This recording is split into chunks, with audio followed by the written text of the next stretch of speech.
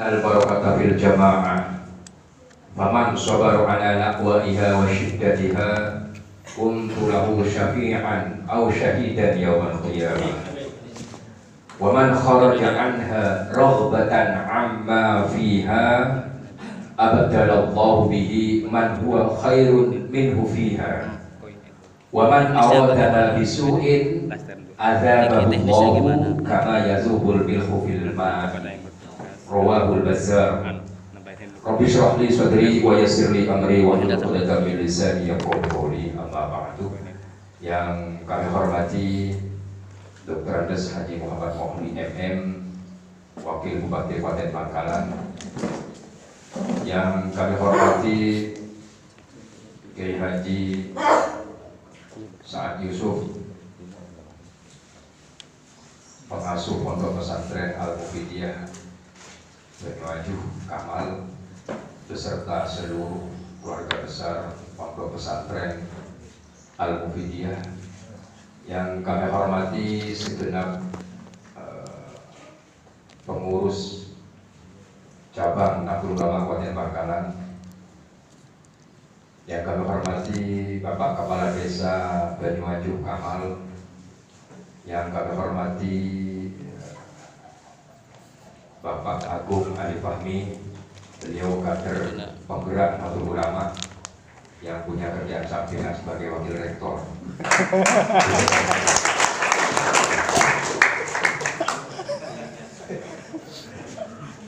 Yang kami hormati segenap pengurus Banom NU. Yang kami hormati segenap pengurus MWJ NU Kecamatan Kamal, baik syuriah maupun tanfidhiyah. Yang kami hormati segenap pengurus Banom NU di MWJ NU Kecamatan Kamal, baik Muslimat, Fatayat, IP Ansor, IPNU, IPBNU, Pagar Nusa, dan juga Banser. Yang kami hormati segenap pengurus ranting NU yang hadir pada kali ini, para peserta pendidikan kader penggerak Nahdlatul Ulama seluruhnya rahimahumullah yang kami hormati. Alhamdulillah, puji syukur kepada Allah Subhanahu wa taala yang telah mentakdirkan kita dapat berkumpul bertemu di sebuah majelis pembukaan PKPNU ke-10 PJNU Kabupaten Bangkalan di MWJNU Kecamatan Kamal. Mudah-mudahan apa yang kita lakukan pada sore hari ini berbarengan dengan ridha Allah Subhanahu wa taala, sehingga membawa barokah manfaat bagi kita sekalian. Amin Allahumma amin. Salatullah wassalamuhu, mudah-mudahan selalu kita aturkan kepada junjungan kita Rasulullah Sayyidina Muhammad sallallahu alaihi wasallam. Para hadirin hadirat rahimakumullah sekalian sekalian kaum mujahidin, kami atas nama pengurus cabang Nahdlatul Ulama Kabupaten Bangkalan mengapresiasi dan mengucapkan terima kasih matur selangkong dan setuju pengurus MWJ NU Kecamatan Kamal yang telah mengadakan PKPNU angkatan ke-10 ini. Hal ini perlu kita lakukan untuk mencetak kader yang betul-betul kokoh, ideologinya kuat, punya orientasi yang betul-betul tepat terarah. PKPNU ini adalah sebuah program pelatihan dalam rangka membangun pikiran, fisik, dan jiwa. Mainana di PKPNU selama 3 hari ini tidak hanya materi yang disuguhkan, tapi juga bagaimana fisik mereka betul-betul berbaris rapi. Makanya pagi mereka berolahraga sebiasa sehari di tengah jadi olahraga. Ada pelatihan baris berbaris, jadi lurus pikiran, lurus juga badan. Juga malam harinya ada mujahadah riyadhah agar supaya betul-betul apa yang kita lakukan ini sesuai dengan apa yang telah dibangun oleh para pendiri Nahdlatul Ulama. Nahdlatul Ulama ini dibentuk oleh para ulama dalam rangka merespon persoalan keumatan, persoalan agama dan keumatan. Dan ini tidak lepas dari peran Syekhona Khalil Bangkalan. Karena Syekhona Khalil adalah salah satu ulama yang mengemban amanah tugas melanjutkan dari para pendahulunya yang menata agama di Nusantara, mulai dari Wali Songo dan seterusnya. Nah, maka tatanan dari Syekhona Khalil ini perlu kita pahami betul. Kita pahami agar supaya kita di dalam berkehidupan ini, baik dalam agama maupun dunia, urusan agama, urusan dunia, ini tidak keluar dari apa yang telah diajarkan oleh Rasulullah. Nah, latar belakang kenapa kok ada Nahdlatul Ulama? Nego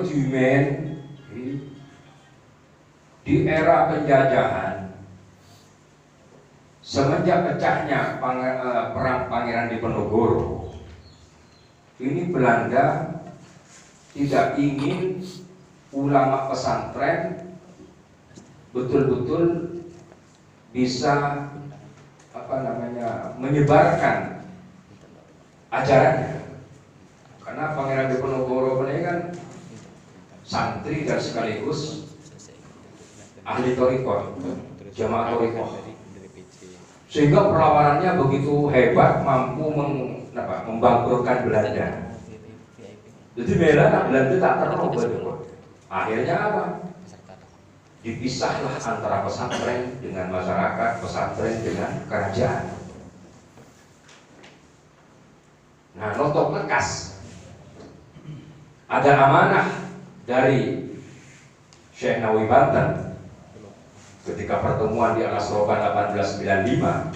Ini perlu saya ceritakan agar supaya kita nanti di dalam menerima pendidikan ini betul-betul semangat. Jadi tahun 1205 Syekhona Khalil ke Soleh Darat ke Nawawi Banten rapat di Alas Roban Jawa Tengah dalam rangka perencanaan kemerdekaan Republik Indonesia. Karena tahun 1208 itu sudah ada namanya Al-Jumhuriyah Al-Indonesia. Nama Indonesia ini sudah muncul, yang dimunculkan oleh para ulama di Aceh. Nah, di sini akhirnya mempunyai sebuah perencanaan Syekhona Khalil ke Soleh Darat atas instruksi dari Syekh Nawawi Banten. Karena Syekh Nawawi Banten itu wafat tahun 1209 itu tahun setelah sekali nak rapat kan. Jadi bagi tugas Syekhona Khalil ke Soleh Darat, bagi tugas ke Soleh Darat bagian kerajaan, bagian bangsawan, termasuk yang terekspos di sejarah sementara ini R.A. Kartini. Sehingga R.A. Kartini bikin buku Habis Gelap Terbitlah Terang. Oh, ternyata begini ajaran Islam yang diajarkan oleh para ulama-ulama pesantren. Sehingga bikin buku Habis Gelap Terbitlah Terang dan seterusnya. Nah, Syekhona Khalil yang bagian santri bawah. Nah, notok lekas awal-awal 1900-an kan muncul pergerakan-pergerakan organisasi. Ada dari modernis, nasionalis, Bada Budi Utomo, juga ada SI, macam-macam, Bada Muhammadiyah. Muncul pergerakan-pergerakan yang lebih banyak terfokuskan di Surabaya. Nah, kaum santri pesantren Syekhona Khalil tidak ingin para santri ini kemana-mana, harus ada wadah, maka membentuk apa? Nahdlatul Wathon, sekolahan Nahdlatul Wathon terus bertingkat menjadi sebakar. Maka ketika digerakkan oleh Kiai Wali Rasulullah, Kiai Mas Mansur, jadi tokoh-tokoh muda santri Syekhona Khalil itu membentuk sebuah pergerakan yang mau mengakomodir para santri. Namun karena hebatnya Belanda dengan berbagai siasatnya, politik etis dan sebagainya, sampai bersnokordian Panderplas ini beberapa kisah, serangan terhadap pesantren para ulama begitu hebat, mau dari dalam dari luar sampai hafal Quran berapa hadis bisa, snokordian mereka hafal ribuan hadis untuk merusak Islam. Akhirnya pada tahun 20 para ulama mentok tak nemu jalan saking dari hebat belentuk di dalam bersiasat sampai ada kekhawatiran mau nggak terus Islam Ahlus Sunnah wal Jamaah bisa hilang dari tanah Jawa dan Madura Nusantara. Akhirnya kumpul yang segebuan dan Benggala yang muntah matorah dan Syekhona Khalil minta petunjuk gimana ini jalan keluar, karena mentok tak mau jalan, hampir putus asa. Maka sareng Syekhona Khalil dibariskan pikirannya, dimunculkan semangatnya dengan memberikan isyarat ayat yuriduna liyuthi'u nurallahi bi afwahihim wallahu mutimmu nurihi walau karihal kafirun. Mun Allah taala ngersakaken tonos badaya, mun Allah taala ngersakaken tonos. Mendengar ayat ini para ulama yang resah karena kekhawatiran hilangnya Islam Ahlussunnah wal Jamaah dan sebagainya, muncul kembali semangatnya. Kenapa? Ayat ini kan menerangkan bahwa memang ada pergerakan di dalam mengharapkan atau menghendaki padamnya cahaya Allah dengan mulut-mulut mereka. Dan ini fi'il mudhari' yuriduna fi'il mudhari' muqtarinan di zamanul hal wal mustaqbal, terus berkembang. Dan yuriduna ini adalah tindakan yang TSM, terstruktur, sistematik, masif. Artinya apa? Dalam pergerakan pasti akan menghadapi rintangan. Dan rintangan ini jangan jadikan hambatan, tapi jadikanlah tantangan, karena ayatnya keterusannya wallahu mutimmu nurihi walau karihal kafirun. Allah Ta'ala akan menyempurnakan nurnya meskipun orang kafir tidak suka. Kita harus apa? Kita harus menyadari bahwa pergerakan ini pasti ada rintangan. Dan kita harus punya keimanan bahwa solusi itu akan ada. Jalan keluar pasti ada. Allah Ta'ala akan menolong. Akhirnya kenapa? Ulama semangat boleh demi pergerakan. Tapi belum ada kata sepakat. Apakah membesarkan SI, apakah jamiah baru dan sebagainya. Sampai akhir tahun Pak Eko sareng Syekhona Khalil konsep dia caranya paringin konsep kelaban isyarah tongkat pasitung. Tongkatnya kan simbol komando, panglima kan berjiban kan tongkat. Beniki tap saya seraki sareng Syekhona Khalil dengan si Mas Ali. Bene surba tapi tongkat. Kenapa? Tongkatnya simbol komando. Komando dalam apa? Pergerakan organisasi. Satukan seluruh potensi yang ada. Karena apa? Aslah. Kiai Mas Ari ini kena kesokan. Ketika didesak oleh para ulama-ulama muda, Kiai Wahab dan sebagainya itu, Kiai Mas Ari gimana mau mempersatukan, mau mengumpulkan para ulama-ulama pesantren, jadikan satu. Kan pesantren ini punya otonom sendiri-sendiri. Andi kebebasan sendiri-sendiri dalam mengelola pesantren itu dalam situ. Akhir sareng Syekhona Khalil para konsep satukan potensinya, bukan menyeragamkan. Konturnya kan macam-macam. Benar saya salah, benar dan sebagainya. Diseragamkan nggak bisa, tapi disatukan, saling topang menopang di dalam pergerakan terorganisir. Juknisnya, petunjuk teknisnya, wa ma tilka biyaminika ya Musa qala ya asai atau qa'alaiha wa syubi'a ala ghanaminka wa liya fiha ma'in ukhra. Petunjuk teknisnya, pergerakan terorganisasi, menyatukan seluruh potensi yang ada untuk apa? atau alaiha beteguan umat malaikat kejajar mangkaman pesitung beteguan malaikat kokoh wa usubi ala ekonomi pengembangan ekonomi karena usul ekonomi ini kan tongkat Musa kebaik mu'anumlek. Jadi konsep dari Syekhona Khalid juga pengembangan ekonomi. NU ini kebanyakan ngomong urusan tahlil molor-molor bunten. Sareng Syekhona Khalid bagaimana caranya umat ini ekonominya terbangun. Sebab kalau ekonomi nggak terbangun, rukun Islam yang telok syahadat, sholat, puasa, zakat, waktu sohoki, wasul masail abahas zakat, tapi sabahas mustahil kabir repot. Padahal ada mecara, pas abahas mustahil kabir. Nah, ini tidak ada mecara di sohoki. Nah, boleh haji, sohoki bersehat. Nah, jadi konsep dari Syekhona Khalid lengkap.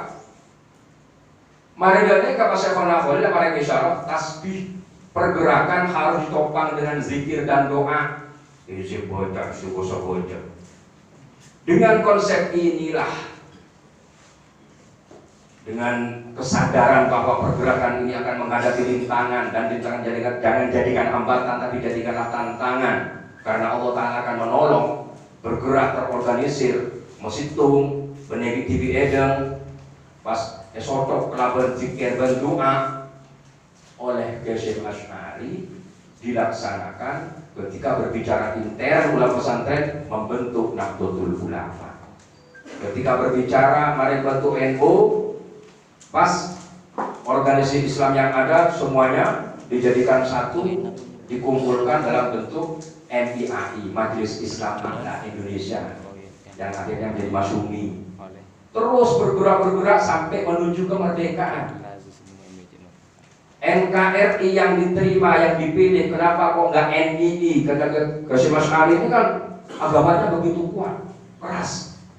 Bahkan Hasyim Asy'ari kan mengharapkan beduk.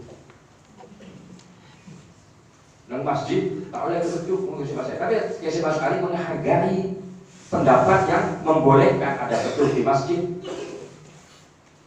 Tapi kenapa ketika berbicara negara ini pakai NKRI bukan NII? Karena konsep dari gurunya adalah satukan. Ketika berbicara Nusantara, Nusantara ini ada agama, Nusantara ini ada suku bangsa, dari berbagai agama dan suku bangsa jadikan satu. Dengan akhirnya ketemu kalimat penengah, apa? Titik tengahnya Pancasila.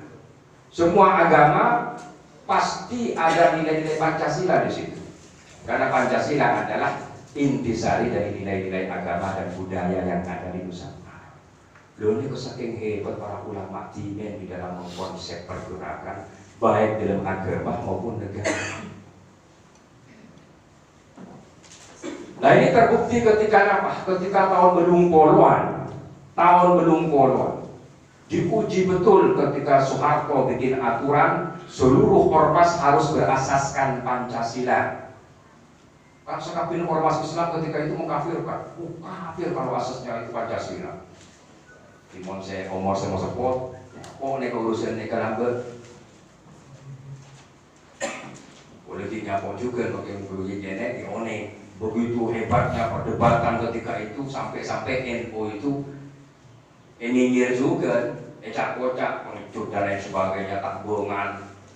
Kenapa? Yang diperhitungkan adalah perang saudara. Akhir kenapa? Lebat istikharah nemu jalan keluar. Ini saya kocak wallahu mutimmu nurihi walau karihal kafirun. Menemukan sebuah kalimat yang mampu mengalahkan para pakar tata negara. Profesor pun nggak mampu mengeluarkan kalimat ini. Apa itu? Islam adalah akidah, Pancasila adalah asas. Di ART NU kan beda deh kan. NU berakidahkan Islam Ahlussunnah wal Jamaah terusnya. Dan dalam berbangsa dan bernegara berasaskan Pancasila dan UUD 45. Loh ini ke para pakar tata negara angkat topi, hebat para ulama. Dan ini kecontoh bahwa dalam pergerakan itu pasti ada rintangan. Tapi jangan jadikan hambatan, jadikan tantangan, pasti Allah Ta'ala akan menolong. Sehingga kenapa? Ulama mampu memposisikan agama dan negara tanpa membenturkan. Kan berarti ayat kisah la masjidun ustisa ala taqwa. Masjid dibangun atas asas ketakwaan. Bener masjid itu takwa, bener. Manusia setakwa. Nah di situ akhirnya apa? Muncullah kalimat itu bahwa Islam adalah akidah, Pancasila adalah asas. Dan semakin kita diuji lagi hal seperti itu, kan banyak semakin kan beredar apa? Ketika Menteri Agama ini dipimpin oleh Ketua Ansor, langsung berita apa? Menggebuk Islam. Terus sampai pada Nasihatun Ahmadiyah dan sebagainya itu di apa istilahnya kisah di